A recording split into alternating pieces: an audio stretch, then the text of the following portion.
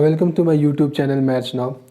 तो आज हम पढ़ेंगे क्लास 10 के ये एपी अरिथमेटिक प्रोग्रेशन। तो ये बहुत ही इंपॉर्टेंट टॉपिक है आपके बोर्ड पॉइंट ऑफ व्यू के लिए और ये बिल्कुल ही फ्रेश चैप्टर है। आपने इसके बारे में एपी के बारे में पहले नहीं पढ़ा, क्लास 9 में भी नहीं पढ़ा। तो आइए सबसे पहले देखते हैं कि ये एपी होता क्या है ना। तो एपी को समझने के लिए हमको क्या, उससे पहले हम सीक्वेंस को समझते हैं कि सीक्वेंस क्या होता है ना। तो आइए यहाँ पे देखते हैं सीक्वेंस के बारे में क्या लिखा है। Sequence a group of numbers which are arrange in a definite order following a certain rule is called a sequence. मतलब सीक्वेंस किसे कहते हैं? ग्रुप ऑफ नंबर, मतलब ग्रुप ऑफ नंबर जो कि क्या हो, इस तरह से एक डेफिनाइट ऑर्डर पे अरेंज हो और क्या कर रहे हो वो, और एक किसी सर्टेन रूल को क्या कर रहे हो वो फॉलो कर रहे हो। तो वैसे नंबर को हम क्या कहेंगे? सीक्वेंस कहेंगे। जैसे कि यहाँ पे एग्जांपल देखते आइए। तो यहाँ पे एक नंबर्स देख सकते हैं, 2 4 6 8 है ना। ये क्या है? ये ग्रुप ऑफ नंबर है ना। और क्या है, सपोज अब इससे देखते हैं कि ये जो नंबर से हमारा ग्रुप ऑफ नंबर इस डेफिनेशन पे फिट हो रहा है कि नहीं, है ना। तो यहाँ पे देखते हैं कि ये हमारा 2 4 6 8 ये तो ग्रुप ऑफ नंबर, और क्या यहाँ पे डेफिनेशन पे हमारा a group of numbers which are arrange in a definite order following a certain rule. तो क्या देखें कि यहाँ पे हम क्या, ये जो नंबर्स है हमारा, क्या ये डेफिनाइट ऑर्डर पे अरेंज है और क्या ये कोई रूल को फॉलो कर रहा है क्या। तो यहाँ पे हम गौर करेंगे तो यहाँ पे एक चीज़ देखने को मिलेगा कि यहाँ पे एक नंबर को अगर ध्यान से देखेंगे तो एक सर्टेन रूल आपको यहाँ पे नजर आएगा, है ना। आप गौर से देखिए क्या ये रूल आएगा कि हम देखेंगे कि यह जो नंबर है हमारा, कि ये जो नंबर 2 है, अगर हम क्या नंबर पे 2 पे अगर 2 ऐड करें तो क्या आ जा रहा है हमारा 4 आ जा रहा। अगेन हम क्या करेंगे 4 पे अगेन 2 ऐड करें तो क्या आ रहा हमारा 6 आ जा रहा। अगेन हम 6 पे अगर हम क्या करें 2 ऐड करें तो हमारा नेक्स्ट टर्म मतलब 8 हमारा आ जा रहा।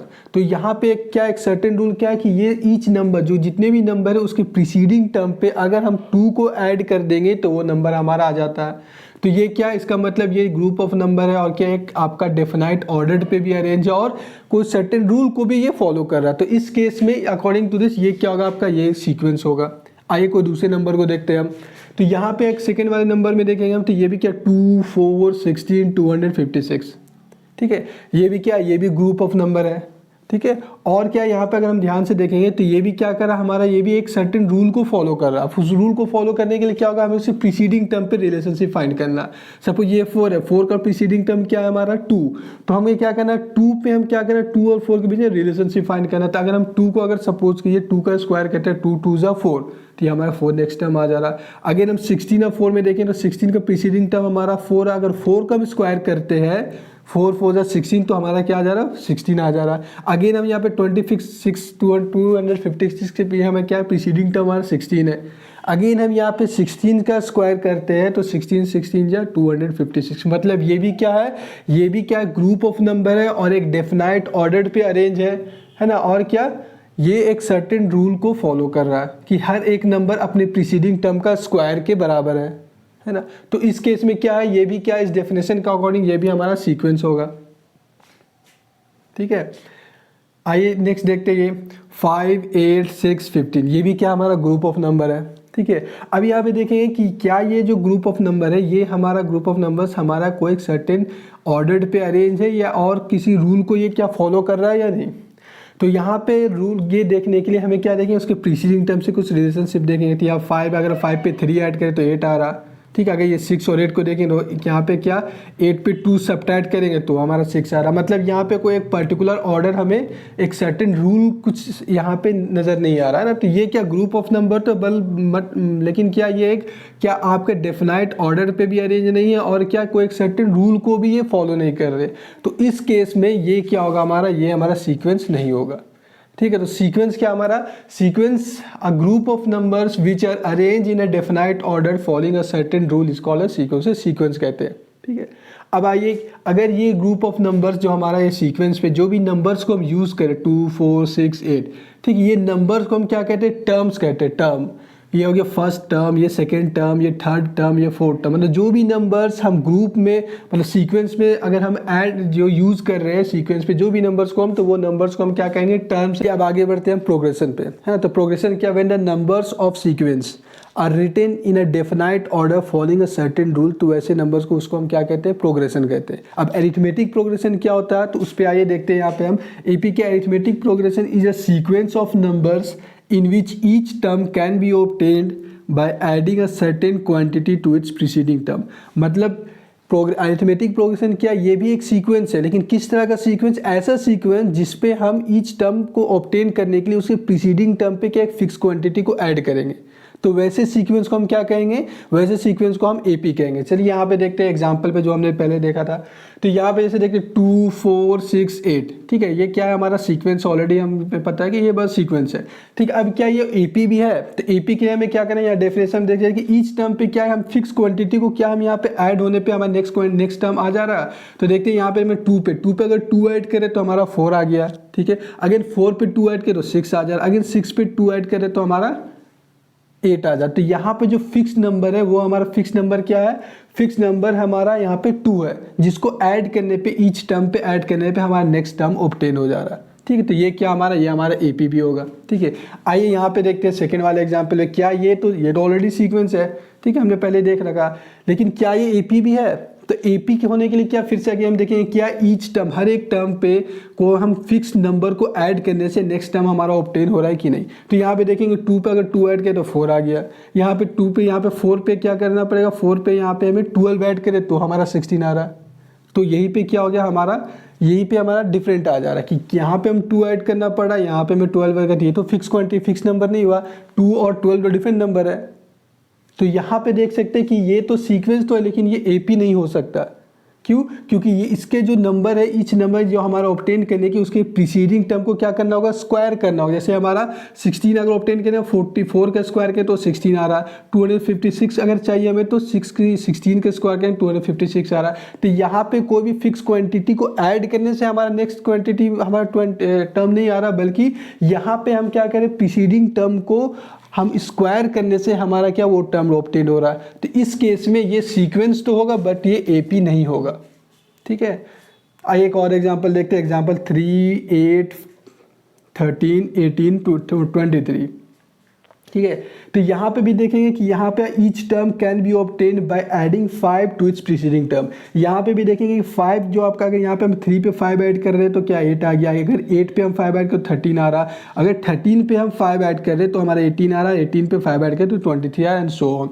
तो इसका मतलब यहाँ पे जो फिक्स नंबर है वो फिक्स नंबर क्या है हमारा 5, जिसको ऐड करने से हमारा नेक्स्ट क्वांटिटी क्या हो जा रहा है, ऑब्टेन हो जा रहा है, ठीक है। तो ये क्या होगा, ये भी हमारा एपी होगा, ठीक है। तो यहाँ पे आपको आई होप कि आपको एपी क्या होता है ये समझ में आ गया हो, ठीक है। तो आइए आगे बढ़ते हैं। तो the difference between the 2 consecutive term is called common difference. ठीक, किसी भी एपी के अगर 2 कंजिक्यूटिव टर्म के डिफरेंस को हम लोग क्या कहते हैं, कॉमन डिफरेंस कहते हैं, ठीक है। और उसको हम लोग किससे डिनोट करते हैं, डी से डिनोट करते हैं, ठीक है। जैसे कि यहाँ पे देखिए 4 2 4 6 8 10, सपोज ये हमारे एपी है। तो इसमें क्या करना है, अगर हमें इसे कंजिक्यूटिव टर्म के डिफरेंस निकालेंगे, जैसे कि हमें देखिए 4 - 2 तो कितना आ रहा है, 2 आ रहा है, अगेन 6 - 2 अगेन 2, 8 - 6 अगेन 2, और हमारा 10 - 8 = 2। तो यहाँ पे देखा जा सकता है कि कोई भी अगर हम डिफरेंस अगर निकालें कंजिक्यूटिव टर्म, 2 कंजिक्यूटिव टर्म के डिफरेंस तो सब में क्या आ रहा है हमारा 2 2 2 और 2 आ रहा है। तो मतलब कि हमारा क्या होता है, 2 कंजिक्यूटिव टर्म के डिफरेंस को हम लोग कॉमन डिफरेंस कहते हैं, उसे हमें क्या कहते हैं 2 मतलब डी से डिनोट करते हैं।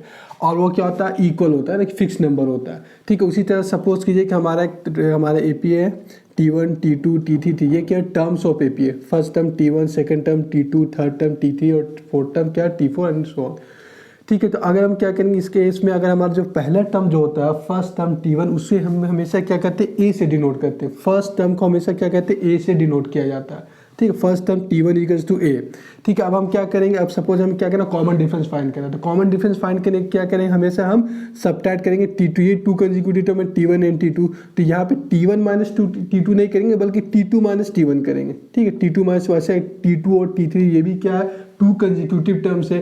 तो यहाँ पे भी जब हम सबट्रैक्ट करेंगे 2 कंजिक्यूटिव टर्म को तो T3 - T2 करेंगे, ना कि T2 - T3, है ना। अगेन यहाँ पे T3 और T4 है, तो यहाँ पे भी ये भी 2 कंजिक्यूटिव, इसका भी डिफरेंस निकालेंगे तो हम कैसे डिफरेंस सबट्रैक्ट करेंगे, T4 - T3 करेंगे, ना कि T3 - T4। तो यहाँ पे क्या करें, सपोज T1 = A ले लिए, ठीक है ना। फर्स्ट टर्म हमारा T1, हमेशा फर्स्ट टर्म को हम A से डिनोट करते हैं एपी पे।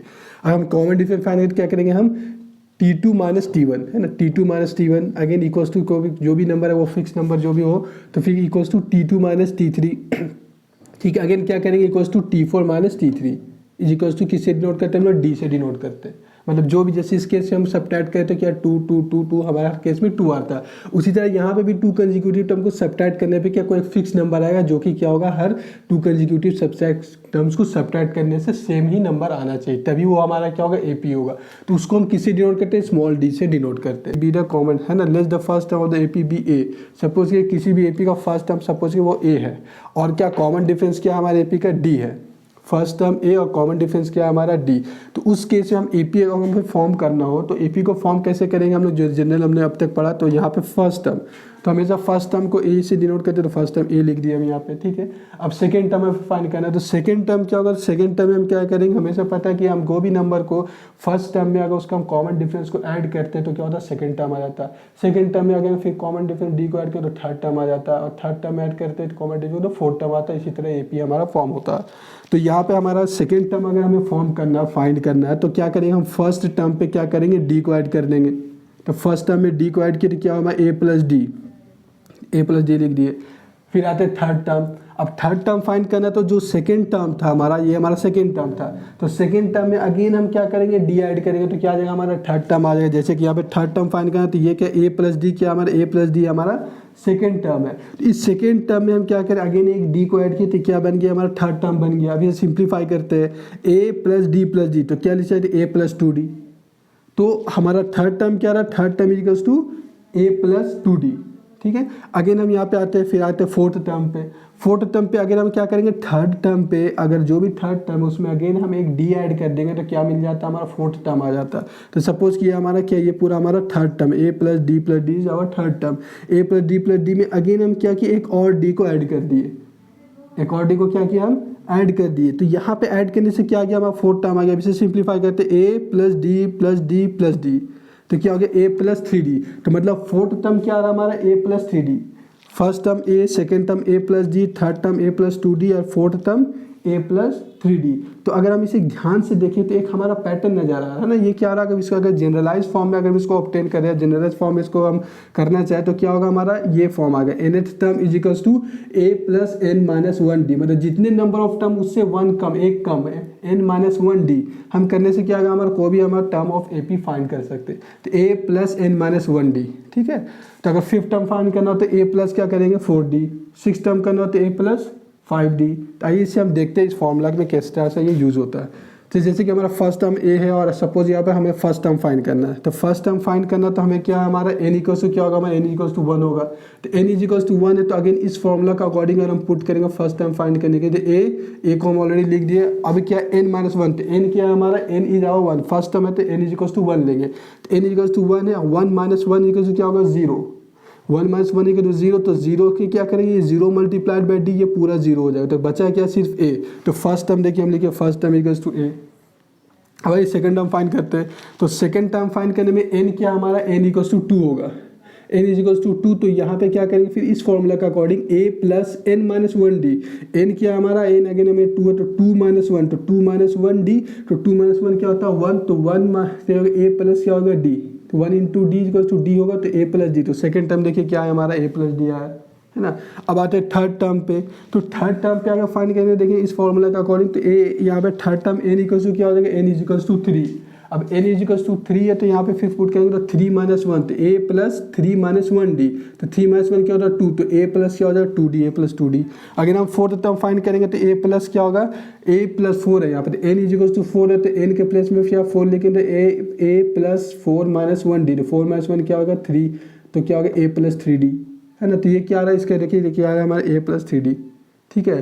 तो ये क्या हमारा जनरल फॉर्म है, फॉर्मूला जिसके अकॉर्डिंग हम कोई भी number of term of AP को फाइंड कर सकते हैं अगर हमें ए और डी पता हो तो, ठीक है। तो जैसे कि अगर हमें 10th टर्म फाइंड करना है तो क्या करेंगे, a प्लस 9d।